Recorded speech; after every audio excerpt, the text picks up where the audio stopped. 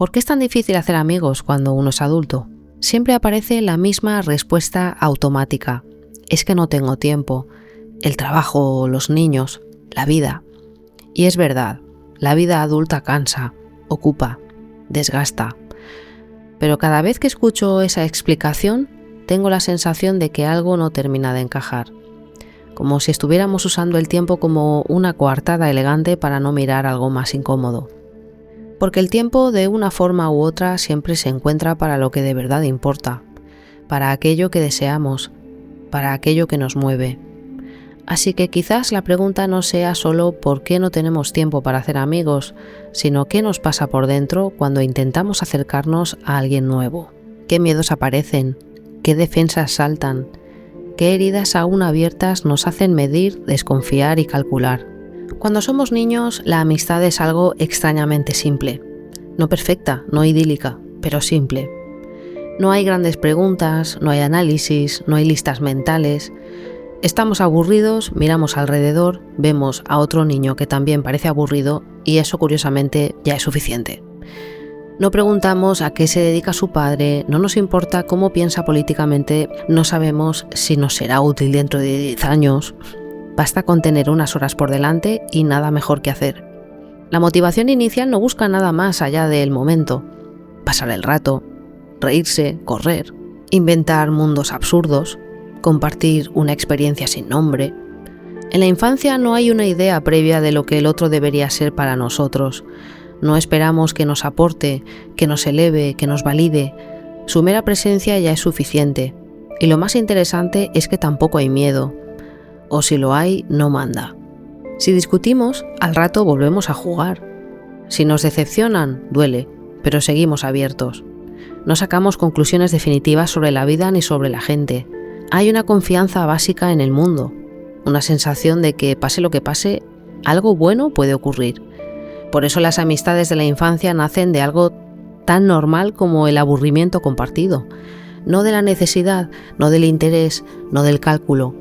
Y quizás ahí esté una de las claves que luego perderemos, que la amistad no nace de buscar algo concreto, sino de estar disponibles. Disponibles para encontrarse, para jugar, para lo imprevisible. Con los años esa disponibilidad se va apagando, no de golpe, poco a poco. Pero antes de llegar ahí, hubo un momento en el que ser amigos era tan natural que ni siquiera sabíamos que eso tenía un nombre. En algún momento, sin que sepamos muy bien cuándo, ese mundo amplio empieza a encogerse. Sucede poco a poco, casi siempre con una buena intención. Empieza en casa, en el colegio, en el barrio. Son frases que escuchamos al pasar, comentarios aparentemente inocentes, pero que se nos quedan grabados. No te juntes con ese niño, esa familia no es como la nuestra, mejor búscate otros amigos, esas compañías no te convienen. Y casi nunca vienen acompañadas de una explicación profunda. Simplemente se nos pide que confiemos, que obedezcamos, que entendamos que hay gente adecuada y gente que no lo es. Así, sin darnos cuenta, vamos aprendiendo que la amistad ya no es solo afinidad, sino selección, que no basta con llevarse bien, que ahora también cuenta el contexto, el origen, la clase, la raza, las ideas. Lo que podría haber sido una herramienta de cuidado y discernimiento empieza a convertirse en una frontera, primero sutil y luego más rígida. Aprendemos a mirar a unos y a ignorar a otros, a saludar a algunos con naturalidad y a bajar la mirada ante los demás. Y algo importante cambia. Dejamos de elegir desde el cuerpo y la experiencia y empezamos a elegir desde el miedo y el juicio heredado. Y así el mundo, que antes parecía enorme, lleno de posibilidades, empieza a volverse pequeño, previsible, controlado. Cuando somos niños todavía nos duele separarnos de alguien que nos cae bien solo porque no conviene. De adultos, en cambio, ya ni lo notamos, lo hacemos automáticamente. Y ese aprendizaje silencioso es uno de los primeros ladrillos de la soledad adulta. Cuando llegamos a la edad adulta, ya no somos páginas en blanco, venimos escritos. Hemos querido y no nos han querido igual, hemos confiado y nos han fallado. Hemos abierto la puerta y alguien no la ha cerrado al salir. Y cada una de esas experiencias deja marca. No siempre somos conscientes de ello, pero las decepciones se acumulan, no desaparecen, se sedimentan. Entonces, sin darnos cuenta, empezamos a movernos por el mundo con más cuidado, con más cálculo, con menos curiosidad. Ya no entramos en una relación de amistad o de pareja con la ligereza de antes. Ahora llevamos una mochila invisible llena de advertencias. Ojo con esto, no te fíes demasiado, acuérdate de lo que pasó la última vez. De ahí nacen las listas. Listas larguísimas de cómo debería ser la gente que dejamos entrar en nuestra vida, cómo deberían pensar, cómo deberían comunicarse, qué nivel económico tendrían que tener, qué tipo de vida deberían llevar. Nos decimos que eso es madurez, que es saber lo que queremos, y en parte lo es, pero muchas veces no es claridad, sino miedo bien organizado, porque esas listas no nacen del deseo, sino de la necesidad de no volver a sufrir, de no equivocarnos otra vez, de no parecer ingenuos. El problema es que la vida no funciona así. La gente no viene en paquetes que cumplan requisitos, y cuando esperamos eso, casi siempre nos frustramos. Además, hemos absorbido imágenes irreales de cómo deberían ser las relaciones, en las películas, en las redes, amistades siempre felices, viajes constantes, risas eternas, conexiones perfectas. Y cuando nuestra realidad no se parece a eso, pensamos que hemos elegido mal o que los demás no están a la altura. Entonces aparece algo todavía más frío, la instrumentalización de las relaciones. Gente que solamente se acerca si hay algo que ganar. Contactos, prestigio, ventajas. Ya no se pregunta, ¿cómo me siento con este amigo?, sino, ¿para qué me sirve este amigo? Y en ese punto la amistad deja de ser un encuentro y se convierte en una especie de inversión. Lo extraño es que luego nos sorprende sentirnos solos, vacíos, desconectados. Quizás porque en el intento de protegernos del dolor también nos protegemos del vínculo. Y sin darnos cuenta cambiamos la curiosidad por la desconfianza y la apertura por el control. Con los años algo se va endureciendo por dentro. No es solo cansancio, es una forma de estar en el mundo. Nos volvemos menos tolerantes a lo que es diferente a nosotros, menos pacientes con lo que no encaja en nuestra manera de pensar, menos dispuestos a sentarnos con alguien que no confirme lo que ya creemos. Compartir mesa con alguien que piensa distinto empieza a resultarnos incómodo, y en lugar de curiosidad aparece la descalificación rápida, la etiqueta, el juicio. Vivimos en una época especialmente propicia para esto. Todo se polariza, todo se convierte en bandos, y sin darnos cuenta nos vamos cerrando puertas internas. Nos refugiamos en gente que piensa como nosotros, que siente como nosotros, que opina como nosotros. No para compartir, sino para reafirmarnos. Pero ese cierre tiene un precio. Dejamos de probar cosas nuevas, dejamos de cuestionarnos, de sorprendernos. Nos hacemos muy previsibles, serios, rígidos. Hay gente que con cierta edad ahuyenta la alegría sin proponérselo. No porque sea gente mala, sino porque ya no escuchan, ya lo saben todo, ya han decidido cómo son las cosas. Todo lo que no entra en su marco mental es ridiculizado, minimizado o descartado, y eso mata algo muy delicado, la creatividad, el juego, la ligereza. Por eso quizá el arquetipo de lo joven no tiene tanto que ver con la edad, sino con la actitud. Ser joven, en ese sentido, es estar presente, escuchar de verdad, es vivir la experiencia tal y como viene, en lugar de rechazarla porque no coincide exactamente con la idea previa que teníamos. Cuando perdemos esa disposición, no solo perdemos amigos, perdemos mucho. Y llegados a este punto ocurre algo curioso. Muchas veces no es que no encontremos buenas amistades o buenas parejas, es que no las estamos buscando donde realmente tenemos que buscarlas. Porque decimos que queremos gente auténtica, pero elegimos solo por apariencia. Decimos que buscamos conexión, pero priorizamos el estatus. Decimos que queremos amor, pero nos dejamos impresionar por el pedigrí. No buscamos a la mejor amiga, buscamos a la que queda bien cuando decimos que es amiga nuestra, la que encaja en la foto, la que suma puntos sociales. No buscamos al mejor hombre, buscamos al que está forrado, aunque sea emocionalmente inmaduro. Estos son ejemplos. No describen a todo el mundo, pero muestran algo importante. Para cuando somos adultos muchas veces la brújula ya no apunta al norte. Elegimos desde ideas heredadas, desde presiones externas, desde miedos antiguos, y luego nos sorprendemos de sentirnos solos incluso rodeados de gente. A lo mejor podríamos haber elegido algo distinto, A lo mejor podríamos haber salido con aquel compañero de clase que trabajaba en una gasolinera, ese con el que teníamos tanta química, ese que nos hacía reír, que nos traía flores recogidas del campo con sus propias manos. Pero alguien nos dijo que no era suficiente, que teníamos que aspirar a más, a alguien famoso, poderoso, alguien de alto valor. Y obedecimos, y quizás acabamos con alguien que cumplía todos los requisitos, pero que nos fue infiel con su secretaria, o cuyo linaje nunca nos respetó, o que jamás nos vio como a un igual. Entonces pasa algo doloroso. Nos rodeamos de gente adecuada supuestamente, pero no somos felices. Porque la felicidad no entiende de linajes, ni de cuentas bancarias, ni de belleza, ni de etiquetas. Entiende de presencia, de cuidado y de verdad compartida. Y cuando eso falla, el brillo exterior no compensa el vacío interior. Para cuando llegamos a cierta edad, muchos estamos cansados, hemos sido dañados y también hemos dañado.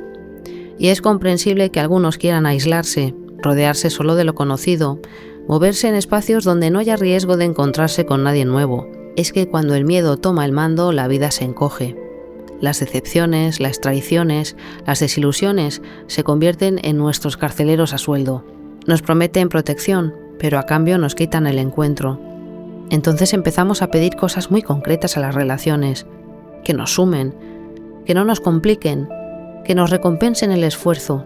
Queremos presencia sin conflicto, cuidado sin incomodidad, compañía sin riesgo. Pero hay algo que duele admitir y es necesario decirlo con honestidad. Muchas veces nos quejamos de no tener amigos y nosotros mismos no somos buenos amigos. Queremos que nos escuchen, pero no escuchamos. Queremos apoyo, pero no sabemos sostener. Queremos que celebren nuestros logros, pero realmente nos cuesta alegrarnos de los logros de la gente que tenemos a nuestro alrededor. La amistad no es un servicio, no es un desahogo unilateral, no es un lugar donde ir solo cuando nos conviene. La amistad es comunidad, es reciprocidad, es hacerse más fuertes juntos. Aceptar al otro con lo que es y con lo que trae, no intentar moldearlo a nuestra imagen y semejanza, no buscar copias perfectas de nosotros mismos, porque quien solo quiere verse reflejado en realidad no quiere amistad, quiere una compañía cómoda. También es verdad que no todas las amistades sobreviven al crecimiento. A veces uno cambia, evoluciona y se mueve a otra etapa vital, y los temas, la energía, los intereses se diluyen. Y eso duele, pero no significa que la amistad haya fracasado. Tampoco se habla de lo difícil que puede ser sostener amigos cuando hay pareja, hijos, demandas constantes, los celos, las prioridades, los reproches silenciosos. Todo eso existe y pesa. Aún así, no creo que la historia termine ahí. No todo el mundo está preparado para el amor y la amistad a cierta edad. Es verdad.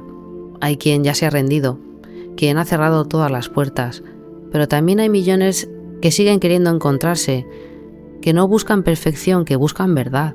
Si sientes que es tu caso, no te escondas, sigue saliendo, sigue dejándote ver.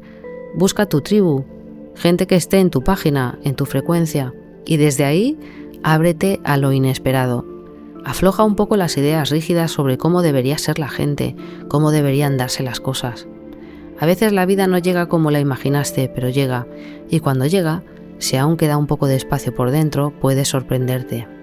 Muchos de nosotros hemos vivido algo que deja una marca silenciosa. Estar ahí de verdad. Ofrecer amistad, cariño, presencia, lealtad y aún así ser ignorados, descartados, a veces incluso ridiculizados.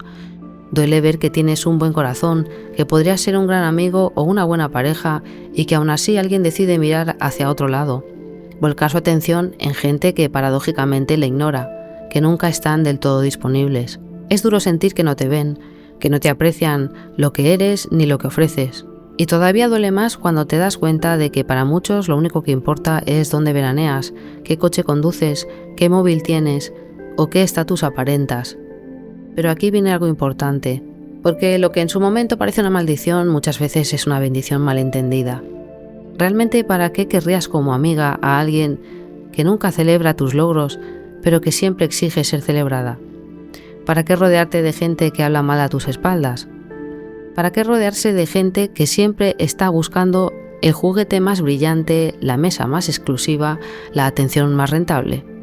Eso no es amor, eso no es amistad.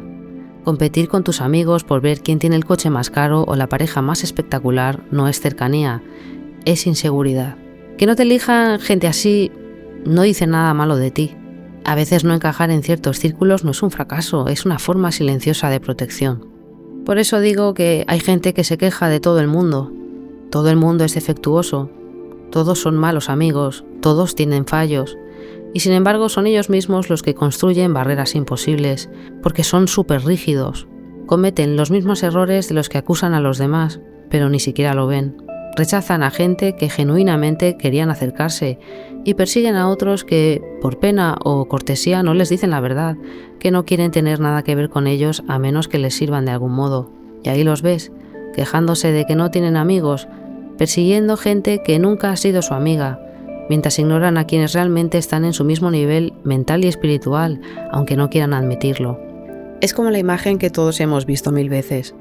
La chica que se ríe de un chico que en realidad es igual de defectuoso que ella, diciendo ese no, pero persiguiendo a alguien que no la ve de la misma manera. Pero también es una lección silenciosa. No todo lo que parece un rechazo del mundo es culpa del mundo. A veces es el propio espejo de quien no sabe mirar. Deja que te vean. Créeme, hay millones de almas ahí fuera buscando a alguien como tú. Pero ten en cuenta algo. Va a requerir algo más que presencia. Va a requerir más amplitud mental, menos juicios, menos expectativas rígidas. Va a requerir entender que ninguna relación está diseñada para satisfacerte al 100%. Y sobre todo, que si buscas amistad perfecta al estilo serie americana, con viajes increíbles, risas eternas y cero conflictos, te vas a quedar muy solo. La buena noticia es que si bajas las expectativas, si aceptas a la gente con sus luces y con sus sombras, si te permites abrirte sin calcularlo todo, entonces las conexiones aparecerán. Y no siempre donde esperabas. A veces nos equivocamos de nuevo, y no porque los demás sean malos amigos, sino porque nosotros ponemos en ellos demandas imposibles. Queremos que nos feliciten cada logro, cada paso, cada pequeña conquista. Queremos que estén siempre disponibles, siempre atentos, siempre perfectos. Les tiramos todo el peso emocional esperando que sean todo para nosotros, como si los hubiéramos contratado para actuar exactamente como queremos, todo el tiempo. Pero eso no es amistad, eso es dependencia. Eso es confundir cariño con control, cercanía con servidumbre emocional. La amistad verdadera no funciona así. No consiste en llenar nuestros vacíos usando a los demás, ni en esperar que los demás sostengan nuestra vida emocional a demanda. Una amistad real es compartir, no reemplazar, es acompañar, no cumplir un contrato invisible de validación continua. Tener una amistad no significa suspender nuestro trabajo interior, nuestro valor, nuestra estabilidad, nuestra autoestima. Nos la damos nosotros mismos. No es obligación de nuestra pareja ni de nuestros amigos hacer que nos sintamos completos, valiosos o validados. Está bien recibir apoyo, claro que sí. Todos lo queremos y nos hace bien. Pero hay gente que exige literalmente que los demás digan o actúen exactamente como ellos quieren. Y si algo no sale como esperan, abandonan la relación de inmediato. Eso no es amistad, eso no es amor. Eso es intentar externalizar tu felicidad y tu seguridad. Poner sobre otro ser la carga que solo tú puedes sostener. La verdadera amistad nace de estar completos con nosotros mismos y aún así elegir compartir, acompañar y celebrar juntos, sin pretender que alguien más sea nuestro reflejo perfecto o nuestra fuente constante de validación. A veces hemos estado tan solos durante tanto tiempo que nuestras habilidades sociales se han quedado dormidas. Y entonces ocurre algo doloroso. Agotamos a la gente contándole solo nuestros problemas, exigiéndoles que sean todo para nosotros, esperando que sean siempre perfectos, siempre haciendo, diciendo y pensando exactamente lo que nosotros pensamos. Es soledad prolongada, falta de práctica, miedo, etcétera, etcétera, pero el efecto es el mismo. Las amistades se desgastan y paradójicamente nos sentimos aún más solos. Aprender a estar con otros sin depositarles toda nuestra carga es parte del trabajo. Es parte de aprender a ser un amigo y a cuidar la amistad de verdad, sin esperar que nadie más llene vacíos que solo nosotros podemos llenar.